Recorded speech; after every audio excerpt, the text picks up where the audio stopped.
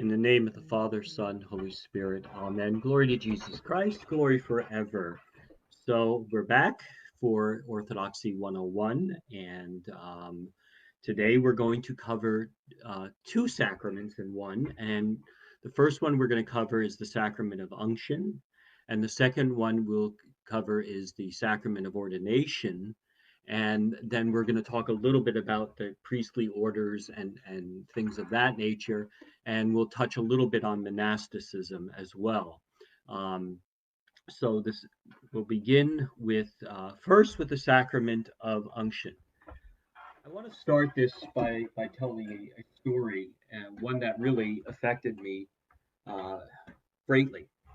So I was in the Diocese of the West, and I was on the diocesan council, and I had to fly every 3 months from Montana, where I was at, to San Francisco.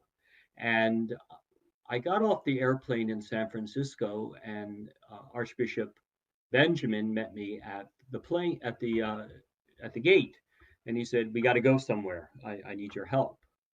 And so it was kind of an interesting sort of, okay, what do we need to do? He said, well, we have a woman. She is in the last month of her pregnancy.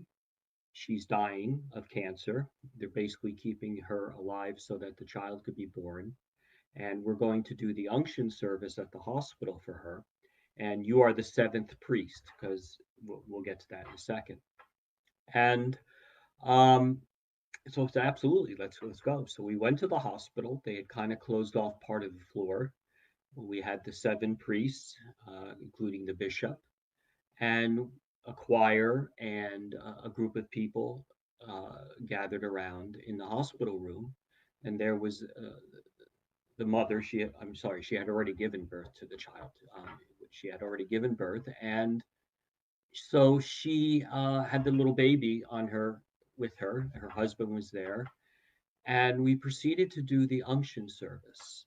It was a beautiful service, and it was so hard because you knew that in a way this woman who was holding this newly born child was not going to be able to see that child grow up, was not going to be able to do anything about that. And yet there was something holy about us gathering together as the church and praying together with her. And the nurses and the doctors all kind of stopped what they were doing. They were absolutely spellbound as we did this beautiful service. And we did the unction service, and there wasn't a dry eye in the place after it was done. And I think a couple of days later, she did pass away. And it's been a number of years. That child is probably in their 20s now, or hitting 20s. So, but it really hit home because it talked about what the unction service is and what it really means. And it comes directly from the New Testament, from Timothy.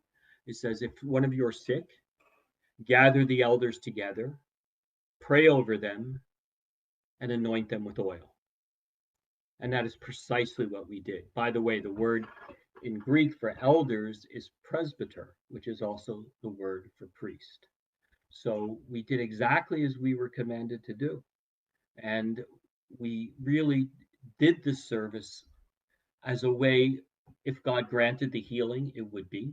But nonetheless, there was a deeper purpose to that. And we're going to get into that in a second. So that service is really a powerful service, one that's probably not used often enough in the church. But what is the unction service? The unction service is basically the prayer of an anointing of someone who is sick. It is not last rites. We don't do that in the Orthodox Church, but rather it is the way in which we pray for those who are sick. And again, it's right from the Gospel commandment. And so to do it in its fullness, we do it with seven priests. Because that seven is the sign of and the number of fullness in the church, seven sacraments, seven ecumenical councils, etc. And so it's hard sometimes to be able to gather the seven priests. So sometimes in parishes it's done in a very reduced manner because you can't do that. However, there are times when local parishes will get together and do the unction service particularly during Lent, and so that they can guarantee that they have the seven and they do it completely. So why this service? What do we mean by this healing service? And what is it really saying to us as humanity? And what is it saying about God and how God heals? So we're going to take a step back and we're going to understand what we are as humans. And I've used this before. We are pneumopsychosomatic beings. So what do we mean? We are body, soul, and spirit. When we are created, that which what makes us unique. That's what makes us in the image and likeness of God. That God has created us as pneumopsychosomatic beings. And so we have this idea that the body and the soul and the spirit. And the spirit is something that is given to us by virtue of our humanity, by virtue of our baptism, by virtue of our chrismation. God's spirit unites with our spirits. We become a new man. We've talked about this in earlier classes.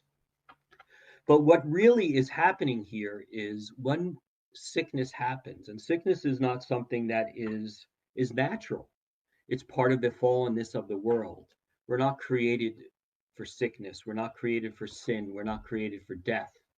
We are created for life and holiness and being able to be with God. But yet through this world that is fallen, we have this sort of separation that goes on.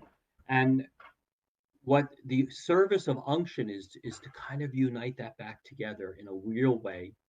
And remember about that, we talked about that about sacraments, how every sacrament in some way or another unites us back together. And so by uniting it back together and offering it to God. Now think about this. So if someone is sick in the body, it could very often lead to a sickness within the soul. They get depressed, they get angry, whatever it may be.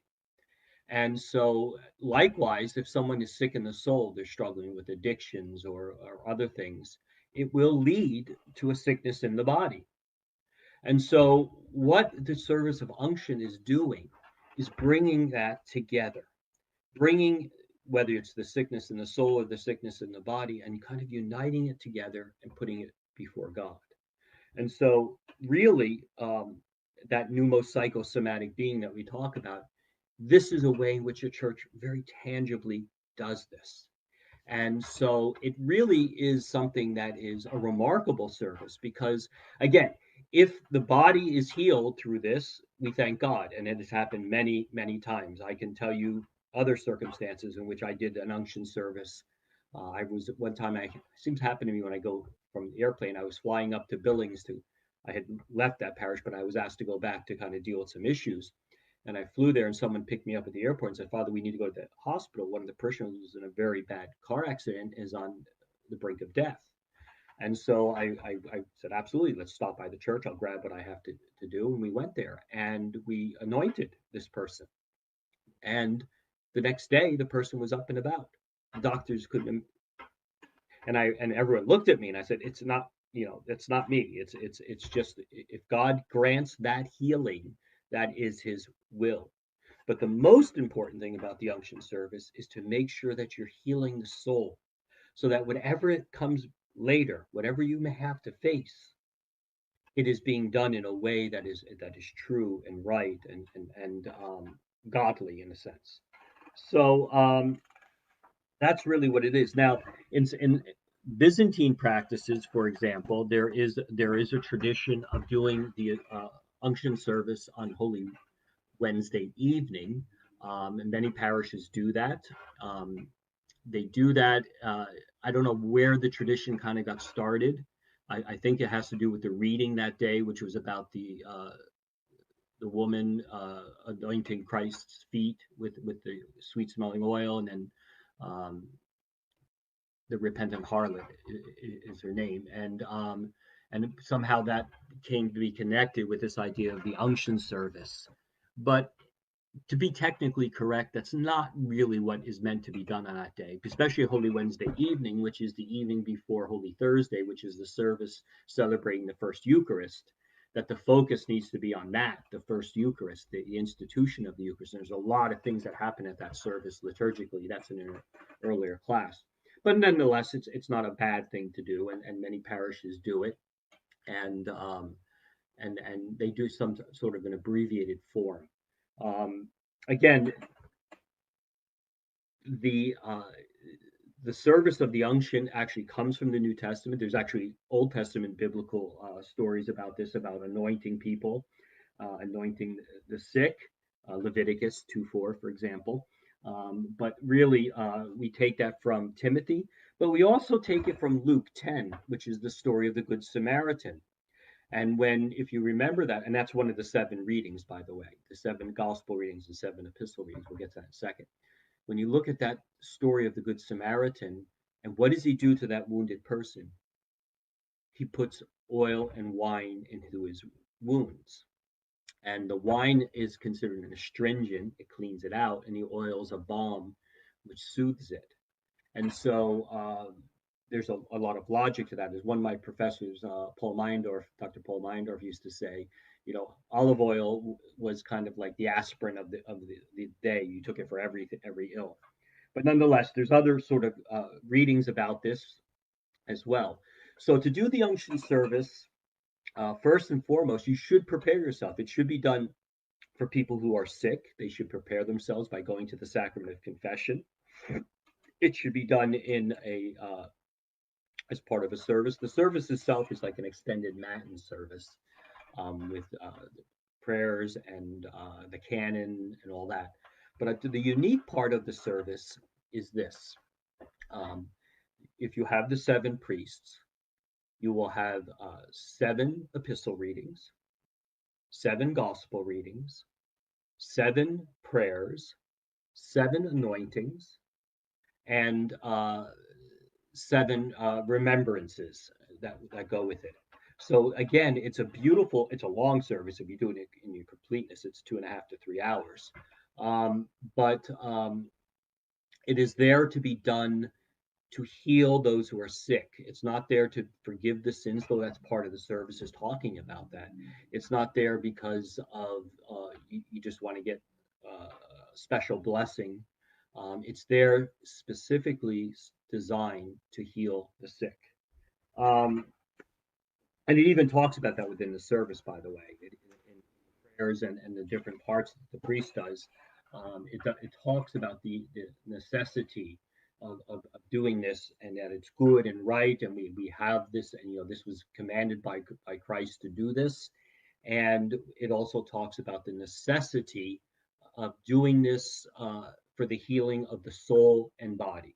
It doesn't say for the healing of soul, or nor does it just say for the healing of body, but it says specifically for the healing of soul and body. And in fact, when the priest does the anointings and he anoints the person on the forehead, the eyes, the ears, the nose, the mouth, the shoulders, the hands, and the feet, he says, for the healing of the servant of God, whatever, is anointed with in the name for the healing of soul and body, and you do that in each of those places with the wand. And so again, it's a beautiful service. One of the things that is remarkable about this is that as you prepare the oil, you just don't grab olive oil and you do it. You actually have a set of blessings that you do over it, in which you consecrate the oil, and you should use the best olive oil that you can get. And there's a point in the service where you take this bowl, and it's usually set on wheat, which is a sign of life, and you have the seven wands that you will use to anoint. And at a certain point in prayer, you'll actually take wine and pour it into the oil, just like the Good Samaritan does. The wine and oil, and it kind of mixes together. Though usually it separates out, but you use that, and so you're being anointed with the wine and the oil. And so it's again, and it's for that sense of unity. Now, in some cases, for example, you may only have one priest, and so what you do is you do a lot the service, and then you just do the one prayer and the one reading and the one epistle, the one gospel, the one anointing. If you have two priests, you will do two. If you have three, you do three. So you can do that. And there is actually in the priests what they call the book of needs. That's basically your kind of book with all the different services that you would need if you're going on visitations or to the hospital or whatever. And in there is actually a shortened version of that. And there's even one to be done in the case of an emergency. And I've done that many, many, many times. I have usually you save from the last unction service, you save that oil so you can use it again and again until it runs out. Or sometimes you'll have blessed oil that like I have a whole collection of them, in which people give me oil from the lamps of different saints around the world, and you will take that oil and you will go and you will actually anoint the person with that holy oil. So it's a good and holy and righteous thing. And I would say pretty much every time I go to visit someone in the hospital, I'll anoint them with oil with that shortened service. If I know they're going to have surgery, I'll anoint them with the oil. If I know that they're going through some particular difficulty or time, I'll anoint them with oil with that shortened service. And so again, the whole point of this service, this unction service, this gloriously beautiful service, is again to heal the soul, to unite the soul with the body, and if it is God's will, then to heal the body. That's always secondary, which is interesting. It's really more important, as we see it, is making sure that your soul is healed and good and right and holy, and that's really what we're trying to do here in all of this. So that is basically what the unction service is. If you have a chance to attend one or to see one, again, they don't happen very often in the church. But I remember an elder priest who said, that's the one service we really should be doing much more. We should be doing that. And in many Orthodox countries, it's a very popular thing. I know some monasteries, for example, in Russia and Greece, they'll hold an unction service every month, and people, thousands, hundreds of people will come for the service. So it is a good thing. And again, we do it in different varieties, shall we say. But again, remember this, it's not last rites. It is the service of healing of the soul. And if it is God's will, cannot stress this enough, then the body will be healed. And if it's not, it is still God's will. And so that's what we do. So that's the service briefly about unction. So the next sacrament that we're going to talk about is the sacrament of ordination. And as I hinted at last time, the sacrament of ordination is the only sacrament in which a priest cannot perform.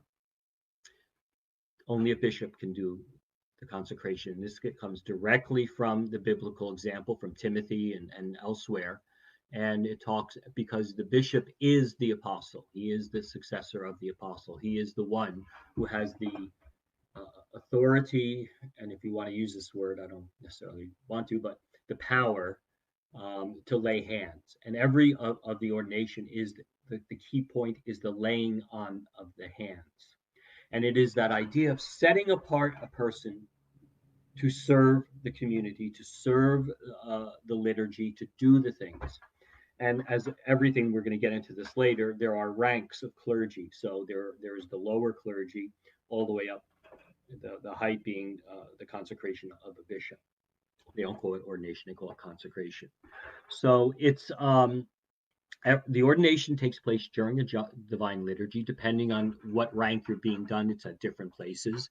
Subdeacon reader is done beforehand, before the liturgy begins. The deacon is done following the little entrance. The little entrance. The priest is after the great entrance, and the bishop is done. When is he done? I've only been to a few of these. I believe it's done right before the anaphora. Yeah, that's when it's done. So anyway, so it is the key point of this is the idea of being ordained. So let's go through the service first, the standard service of what it means, and then we're going to kind of step and take each one individually. There are a couple. It's actually a shortened part of it, but there are a couple of key parts of the service. The first part is the offering of the person. So, for example, for a priest, during the great entrance, he will come out with the air. That's the long cloth that we cover over the chalice, and he will actually have that over his head. And the idea is that he is being offered to God. And so he will come out with that over his head. Yeah, I made a mistake. So it's the bishop is done after the gospel reading. The deacon is after the is after the great entrance, and the priest is before the anaphora. I think it's reversed like that. So anyway, so the person is brought out, and then right before the ordination, they're brought outside of the altar, and they stand in the middle of the church. And if you are a deacon being moved to priest, two deacons will be with you. Um, and if what they do is they'll have you bow down, they'll say the word command, and they'll bow down to the people, bow down to the priest, to do this 3 times, and then the third time they're brought into the altar and they bow down and before the bishop, who is seated at the side of the altar. And then the bishop will do the prayers over that person.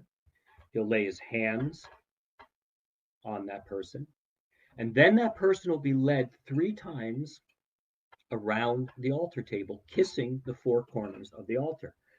Absolutely similar. It's the same hymn that's done during the marriage, the dance of Isaiah, except now it's being done by the priest or the person being ordained. And usually you have a senior priest who will lead you, or if you're a deacon, a senior deacon. And I know at my ordination, I had my father-in-law was one of them, my parish priest growing up, and then my father confessor, Father Hopko from seminary. And so it's a beautiful sort of thing. Tradition is that you have these 3 special people in your life who really influence you to become a priest, who are able to do that. And then after that 3rd time in which that person is led around, again, you go before the bishop. He does these prayers. Again, he lays his hands.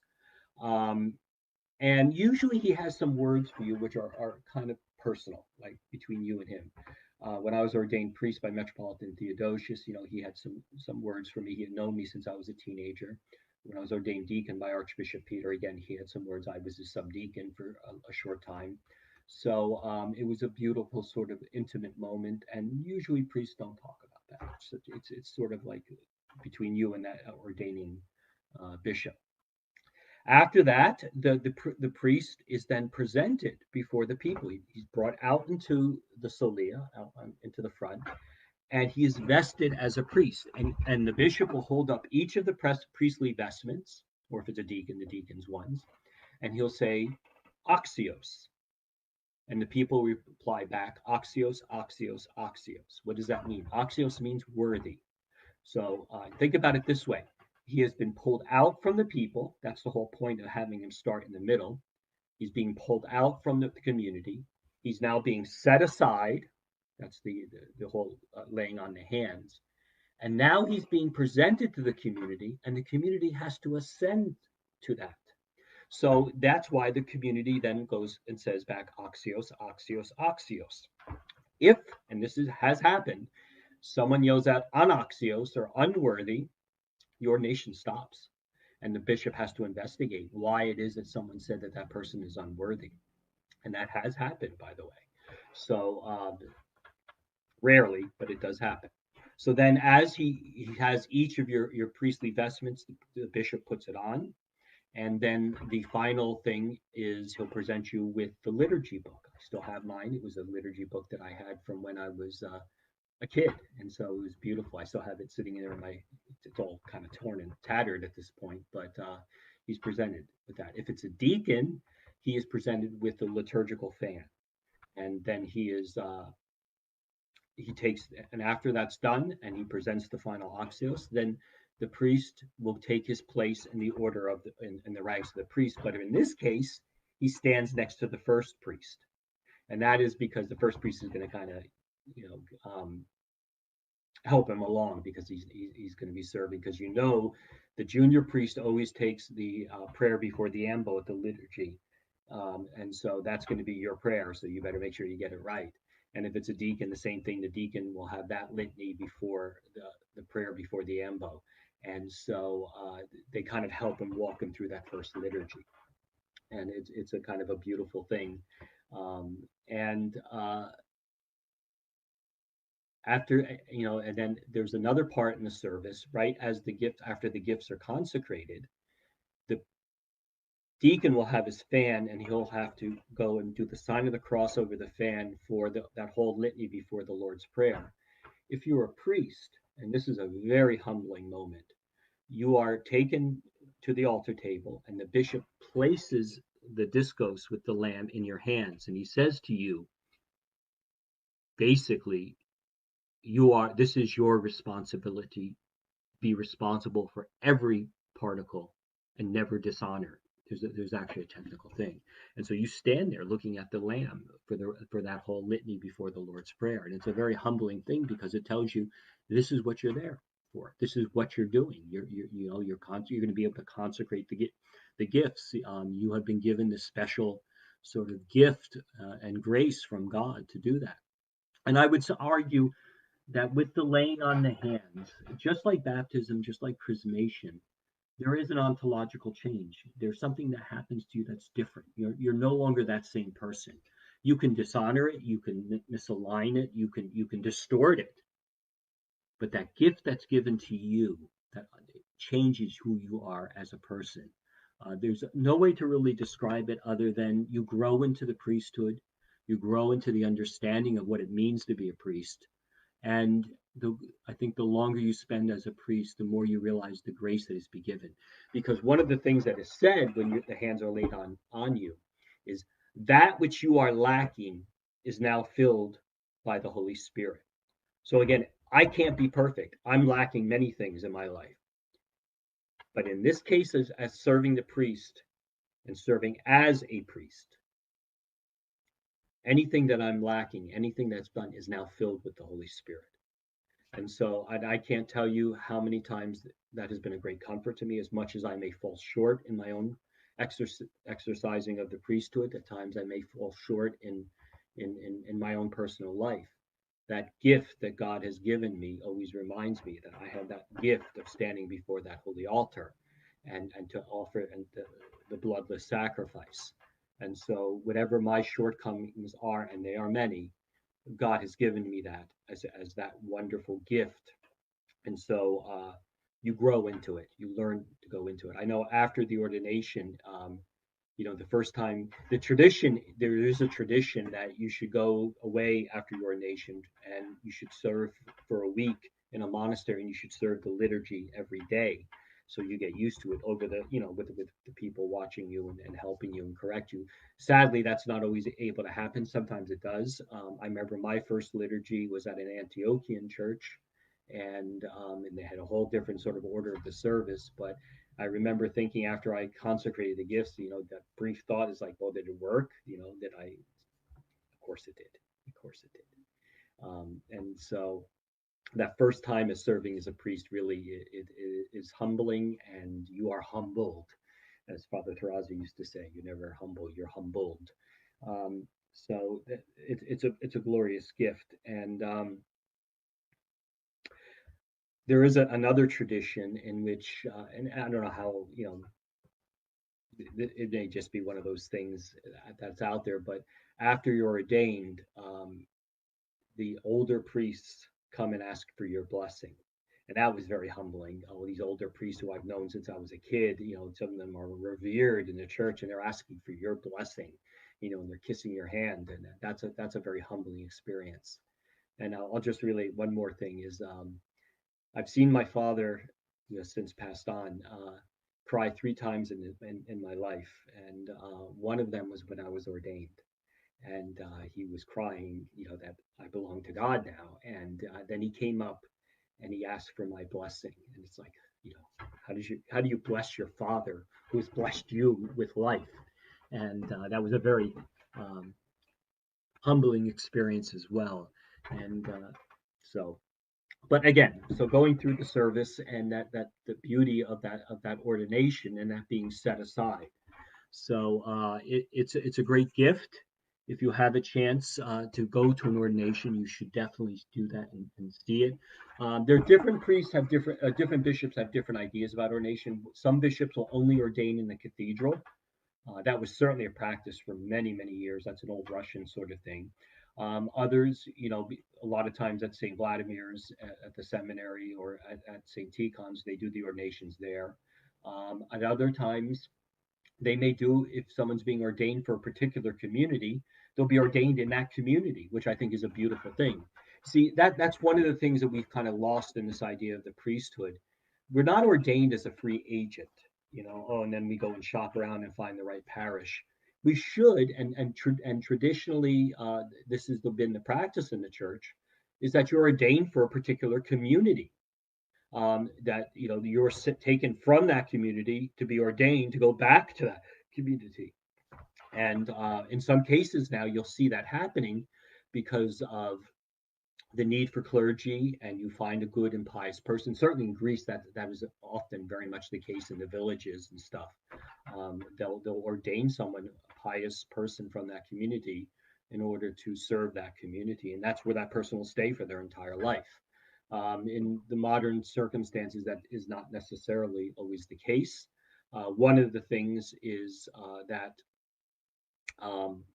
we do require, it's not 100%, but normally that you have a seminary education, which is a master's degree.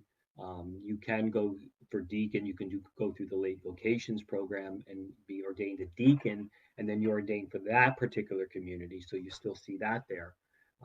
But for a priest, it's rare that someone is raised to the rank of priesthood without a seminary education, but it does happen. It does happen. It's really up to the bishop. The bishop is the one who answers for it. The bishop is the one who has to present that name to the synod. All the people who are ordained to the priesthood have to be approved by the Holy Synod and their ordaining bishop. And so it's certainly something that is important. Now, in the Orthodox Church, the requirements for the priest are outlined. There's actually a form that you have to sign that it says that you have met all these requirements, and your spiritual father has to sign that to basically attest to this. And he's the one that you go to your confession the night before you are ordained. It's your life confession. And amongst those things, you have to be the husband of one wife. In other words, a married man can become a priest, but a priest cannot get married. The same is the rule for the deacon. And it has to be a first marriage for both of you, unless there are very, very, very rare circumstances. But those have to be taken up by the synod, and they very, very, very rarely allow that to happen. Usually it's because there is literally no one else for a particular community. But really, that's not often. So you have to be a first marriage for both of you. It has to be, you have to be properly trained. You have to be properly confessed. You have to promise to keep a Christian home. You have to promise to peruse the scriptures daily. You have to promise to not change anything doctrine or liturgically.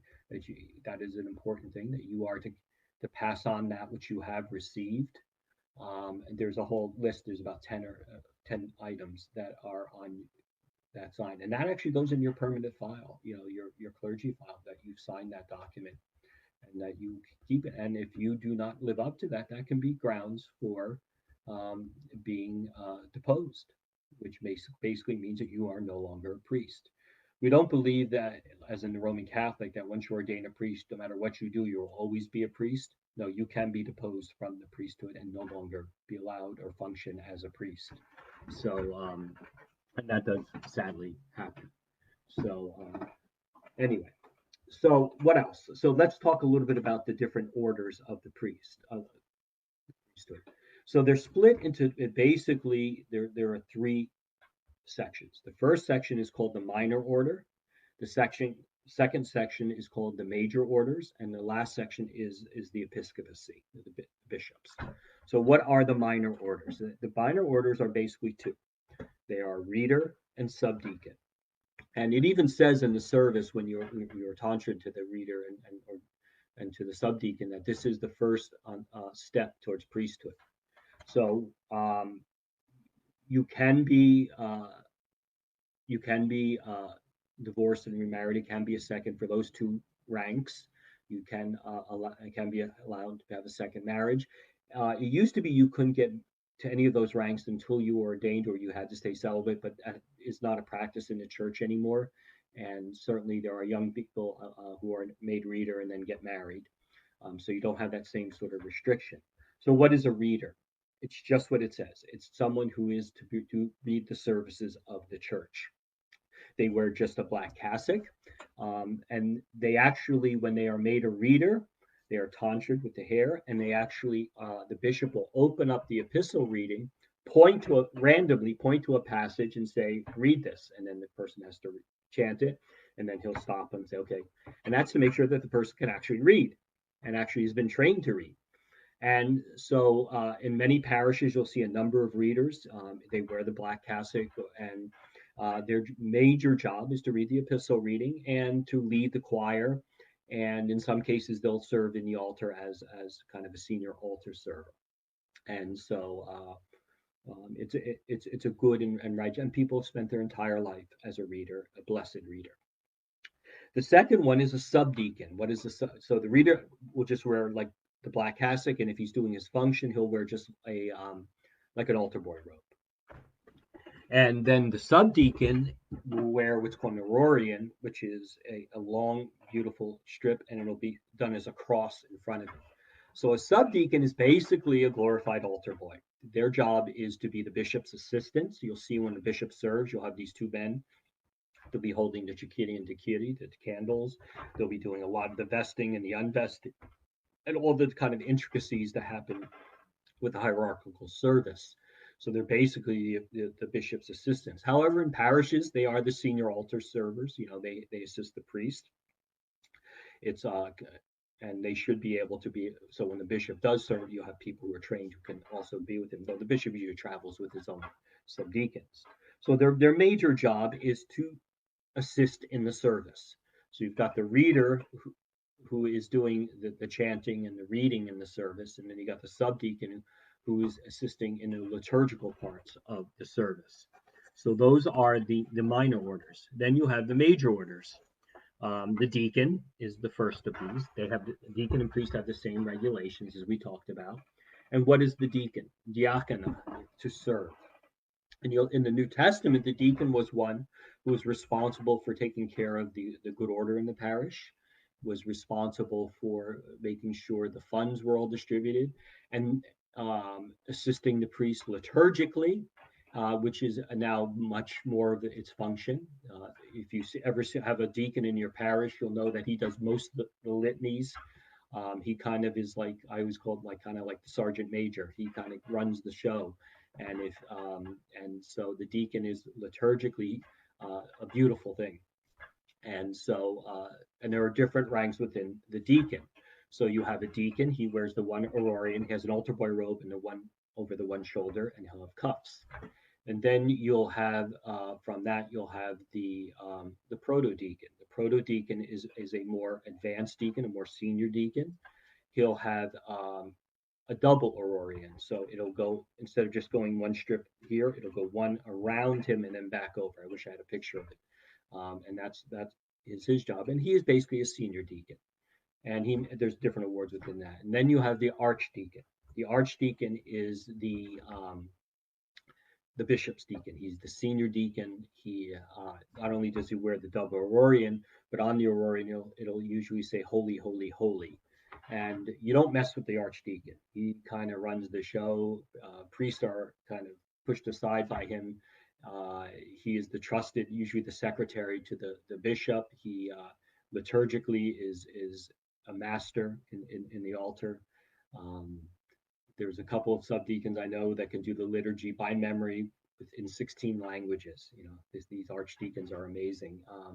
And so again, and if you're the Metropolitan's archdeacon, that's again kind of like the senior deacon of the church. I think in Constantinople they have the Grand Exalted Archdeacon or something like that, his title. So again, so you have those different sort of things. You also have a title called hierodeacon, and a hierodeacon is someone who is a deacon and a monk. That's all. So they serve almost invariably in monasteries to help do the services of the monasteries. So the deacon can do a lot of things, but he cannot consecrate, he cannot bless, he cannot do the special prayers or blessings. His job is basically to keep the service running in good order and to assist the priest. So sometimes, with the blessing of a bishop, if a community is lacking a priest, a deacon may be blessed to go to that community to bring a reserved sacrament, do a what's called a typica, a kind of non-liturgical service, and to distribute the already consecrated gifts. So that is sometimes that can happen. Um, there are and deacons may be blessed by the bishop to distribute communion alongside the priest. If you have a large community and you have one priest, and you have hundreds of people at communion, the deacon may be blessed by the bishop to assist the priest in the distribution of the communion. So that's certainly something that is done. You address the deacon as father or father deacon, um, and you don't ask for his blessing. So the priest is the main celebrant. He is the extension of the bishop. Priest is not an independent; he's dependent upon his bishop. So every priest must be under a bishop and attached to an altar at the minimum. So your altar, like mine here, is at St. Gregory. That is the altar that I am to serve. I cannot leave that altar without the permission of my bishop, and I'm under the bishop, which is in this case, my case, Archbishop Michael. So I am responsible to him. He is in turn to take care of me. So it is a beautiful thing, and a priest again cannot operate on his own. He's always under obedience, and you're under obedience to the bishop, and that's an important point because I can't make myself a priest. A bishop has to lay his hands on me. I have to, and again, be attached to a bishop. So I am under his obedience, prayerfully, lovingly, joyfully, by the way. And it's a gift to be to have that. It's not like he's going to tell me, oh, now you got to wear a pink tutu and jump like this. No, it's that when his word is and his decisions are made, that I abide by them. That I abide by them, and show the respect and to him. So I have actually show and tell here because I'm going to show you some stuff. The first thing I want to talk about are the, and we'll go through this as we go, but there are different ranks of the priest, and the OCA uses kind of a modified Russian model because, of course, the Greek model is going to be different than the Russian model.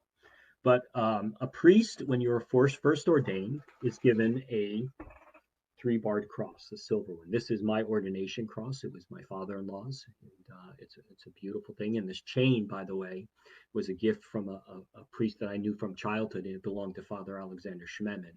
So this is a great gift for me. That not only does I have Father Alexander Schmemann, I put the chain on the cross, Father Alexander Schmemann, one of his chains, but I also have a silver cross that not only was my father-in-law ordained in, but I was ordained. And so this is one of those treasures I'll pass on to my children.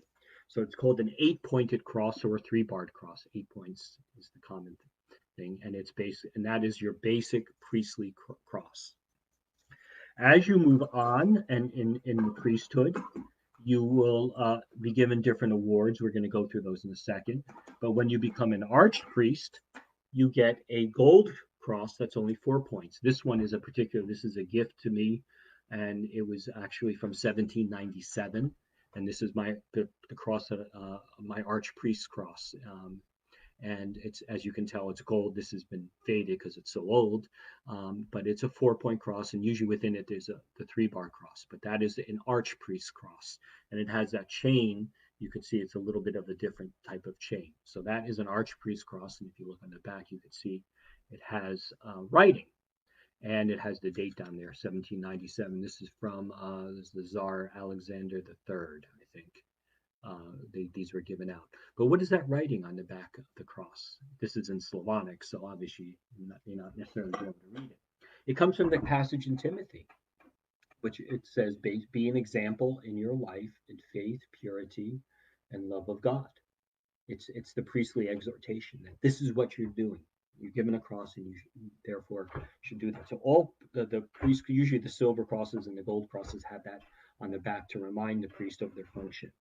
And then when you get to be a nice senior priest, like I am, you get to wear the fancy jeweled cross. So that's a gift. And this one actually belonged to my parish priest who I grew up with. And when I had my 25th anniversary to the priesthood, um, uh, he presented to me as a gift. And it means a lot to me. So that's a jeweled cross. You can see it's got nice and fancy. This one's actually from the Patriarch of Moscow. I have a couple of crosses there, and they have the little thing that always seems to rip off. Um, there are some differences within the jeweled crosses because, of course, there's certain decorations that mean certain things, but mostly that's in Russian, not here. Sometimes you'll see a cross that'll have a blue inside. That means you have a doctorate. I have my doctorate cross as well, but I have that is called the jeweled cross or the decorated cross.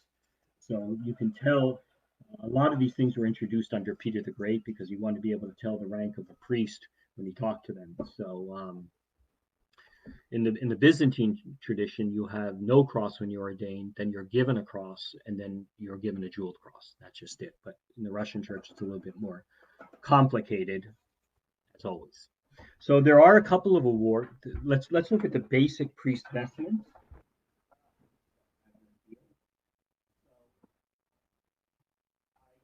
For the Russian style, but I'll tell you.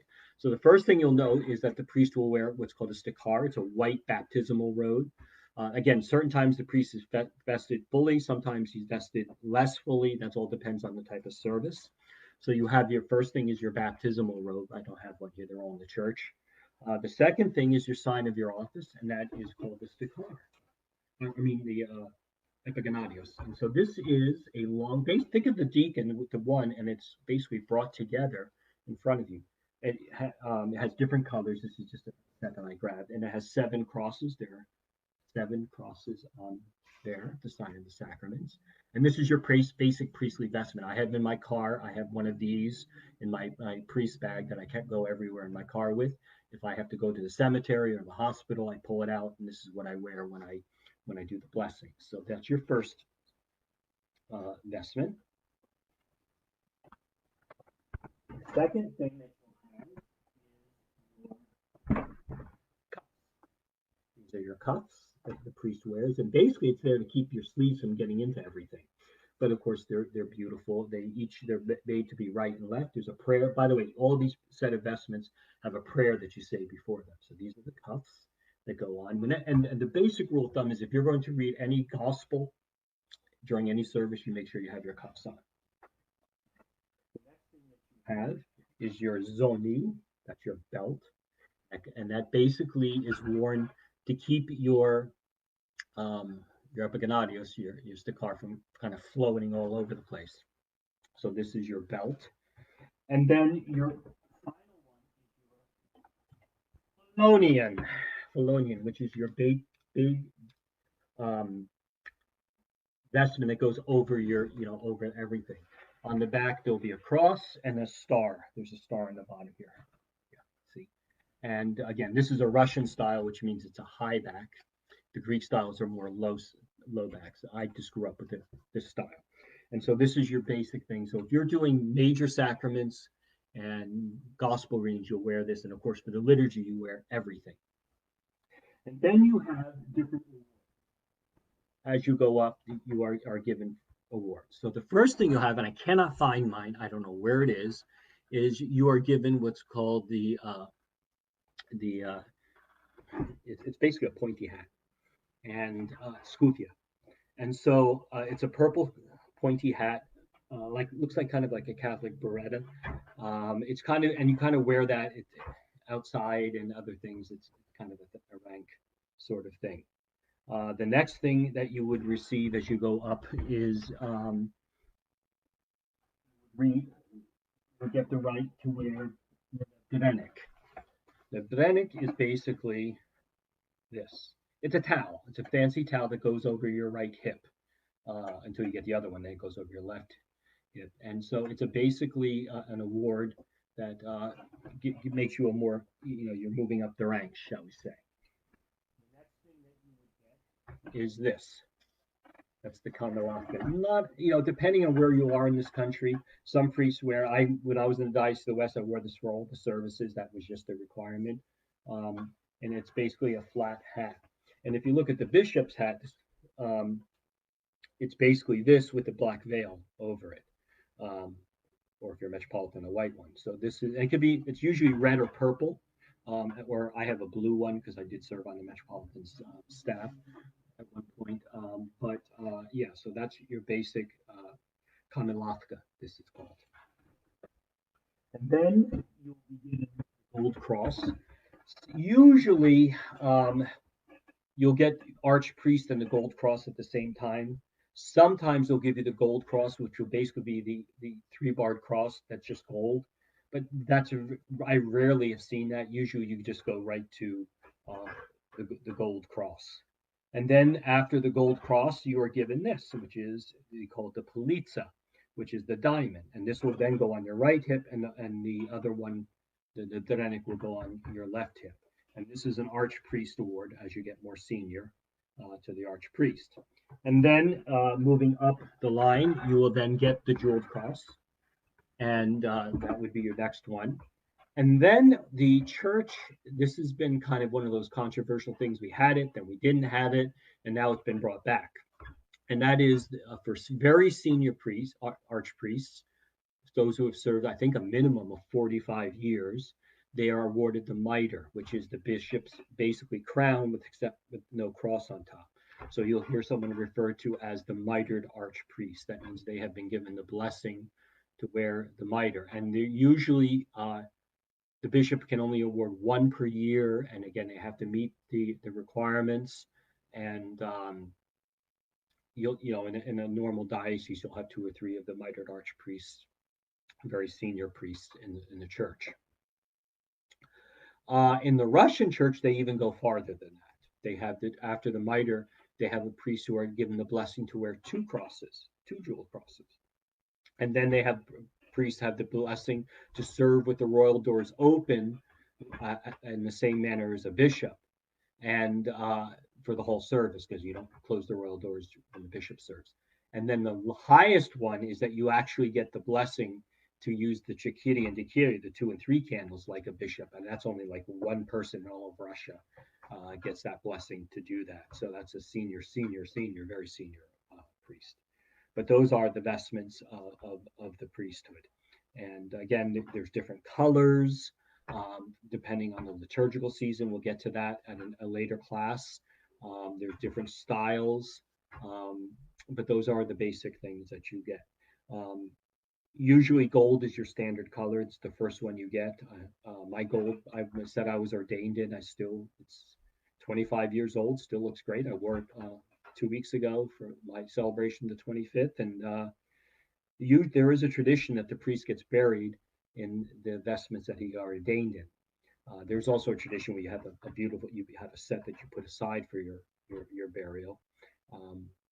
And priests are buried in a different way. Their faces are covered with the air. Remember, I talked about when you got ordained, you had that over your head. When you get buried, that goes over your head, and it's supposed to be so you don't see the face, but you remember that person not as the person, but as the priest. It's a very pious tradition and beautiful tradition. A priest is buried with a gospel. A deacon is buried with a censer. And the bishop is buried with the chikiri and dikiri, the 3 candles. So that is a tradition as well. And finally, we'll talk a little bit about the bishop. I don't have bishop's vestments to show you, but again, a bishop is consecrated. He is consecrated to serve as a head of a diocese, which is a geographical location. There are assistant bishops, auxiliary bishops who serve that. There are ranks of bishops. Again, there's a Russian style and a Greek style. You have bishop, archbishop, and then metropolitan. The only difference between a bishop and an archbishop is the seniority. In the OCA, I think it's after 5 years you become an archbishop. Has no, like an archbishop is not necessarily over a bishop. It's just your seniority on the synod. The metropolitan in our case is the one who is the first among equals, kind of the chair of the Holy Synod, which is what you call a gathering of bishops. In the Greek tradition, you have bishop, metropolitan, archbishop. It's just, and then patriarch beyond that. We don't have only patriarchates are only for ancient churches. Why they do that, I have no answer. I mean, metropolitan basically means you're in charge of a capital city, so that makes whatever sense. It is what it is. There's a few things that you'll notice when a bishop is walking around. Instead of a cross, he'll wear just normally what's called a panagia, which is a circular icon of Mary. If he's in his full vestments, he'll wear a cross and a panagia. And if he's a metropolitan, he'll wear two panagias and a cross. And he also has different things. They'll also have a robe that they'll wear when they walk into the church. It's called I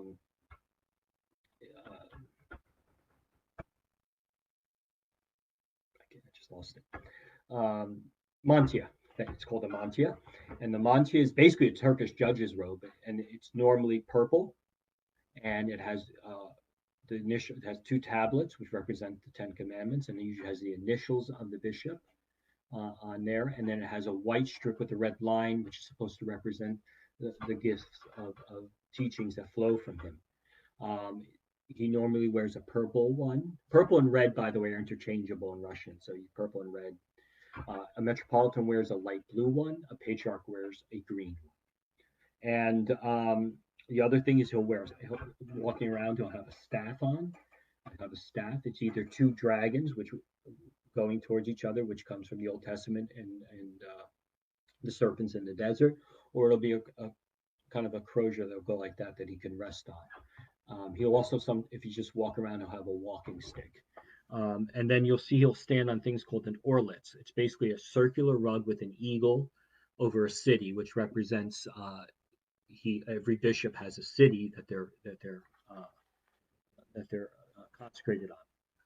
So I don't want to get too far into the idea of the bishops, because we're going to save that for another one. In fact, I think what we're going to do is save the discussion on the episcopacy and monasticism, because all bishops have to be monks. So there's a tradition about that as well.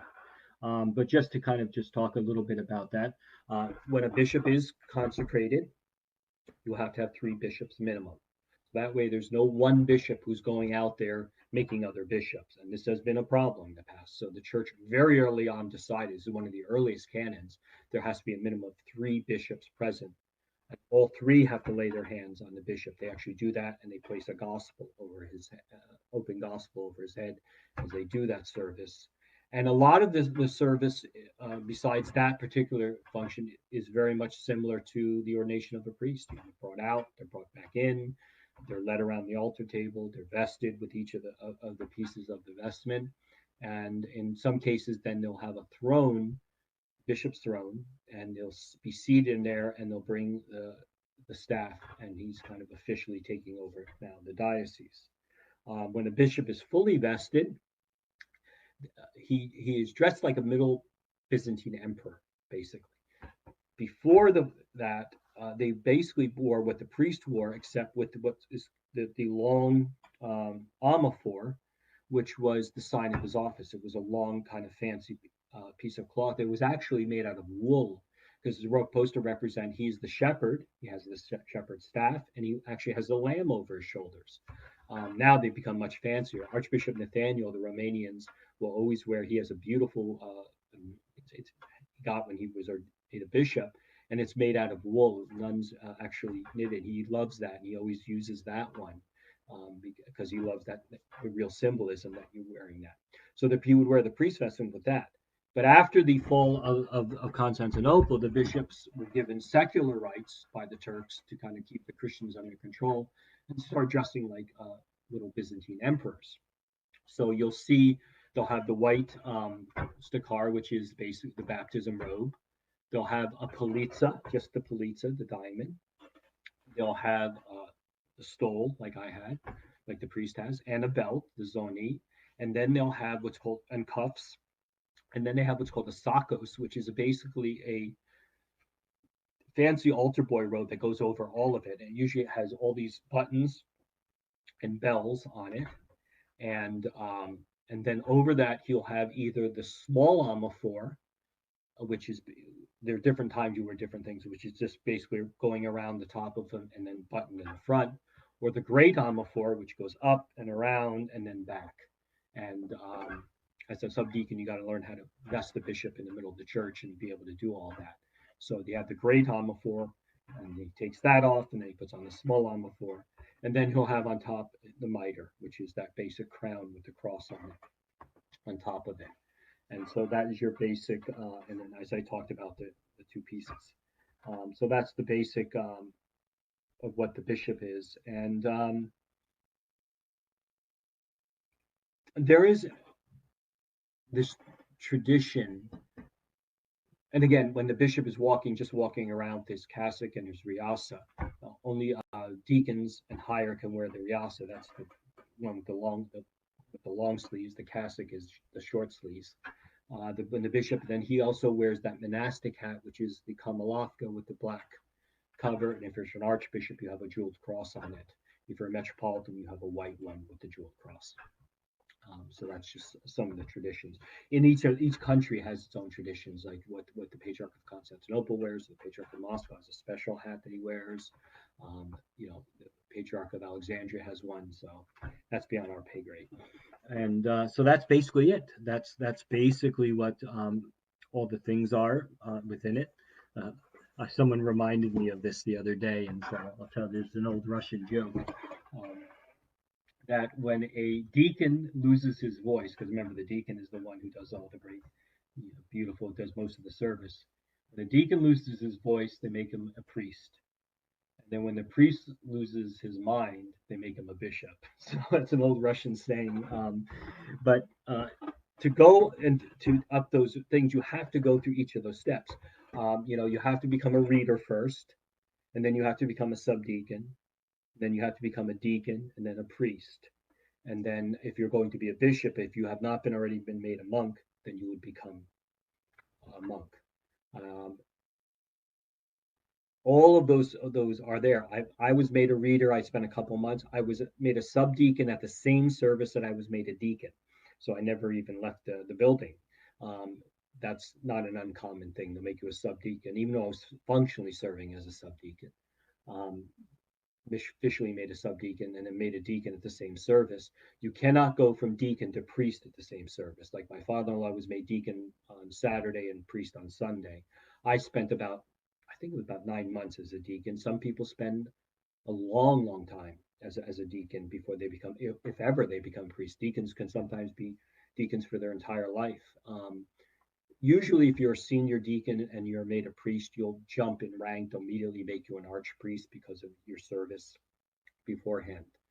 The other term, and I need to remember this, is in the monasticism.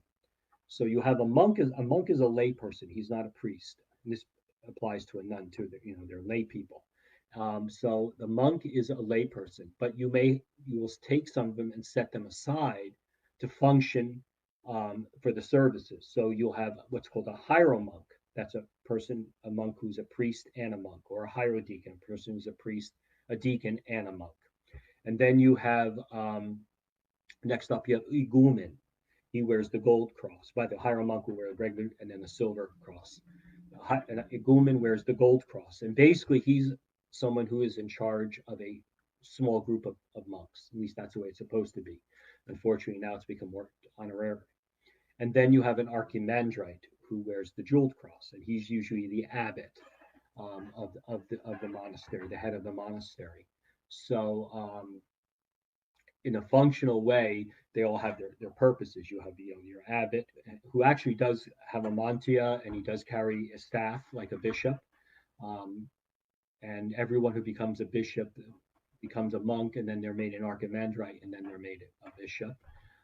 And so an igumen should be someone who is kind of like in charge of either a small group of monks attached to an abbot, or is more of a senior monk within that community, a senior priest within that community. So those are other terms that you may hear as well.